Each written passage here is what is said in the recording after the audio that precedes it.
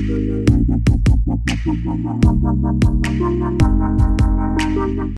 Samla Angelia and Marwen ka Banashnong Paryong bat ka Basyong Basa Ashlong kan lej ban mi khmat ya ka Meghalaya sha ka Miss Femina India Araja Arpusau.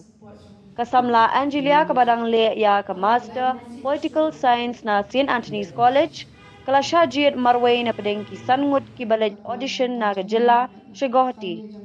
Habak range kilat pathai kubor ka Samla Angelia Marwen kala pinpau ya ka jings ngokmen banyo ishim binta hakani ka rinsan bat kadi ka sin ka baningkong bakan mikmat na ka jilla syaka Miss Femina India Arja Arpusau ka banlong ha ubnai Risau ha Mumbai. Tinakateng ni Angelia and Marwen ang natin Femina Miss India Meghalaya 2024 te ningkong ang kuapan batay sa pangkajen ni jong amo te Nga patrolya pageant mo kanina ka first time jong kabangan le ka pageant te nga dapat kajing kemen bat kajing sungo sipun ngalayo kajing ke kuno play bat ru kajing ay museum bat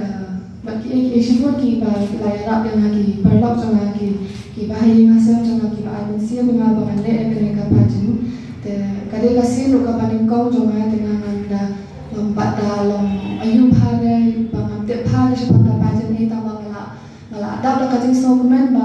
ngalak apa oleh kena pajen itu lingkong ni walau ngalade ngalak muncul ngalade kita kau modeling ke tambah kena pajen terlibat kena first time jonga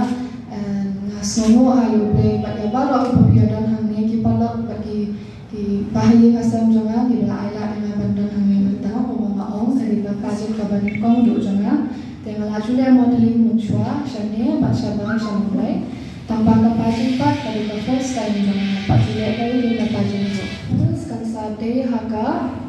Oktober last week, mempatnya bila kadi haduk mentang empat specified bat ke ni hapalek departure ni hapalek sa semua Mumbai habu September last week.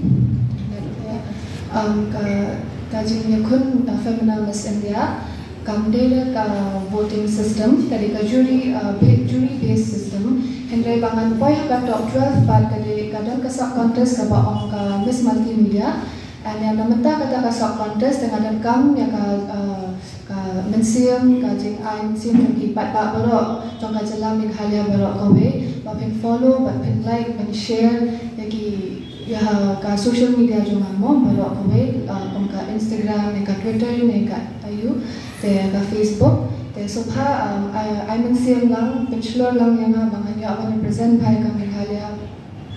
tahi commission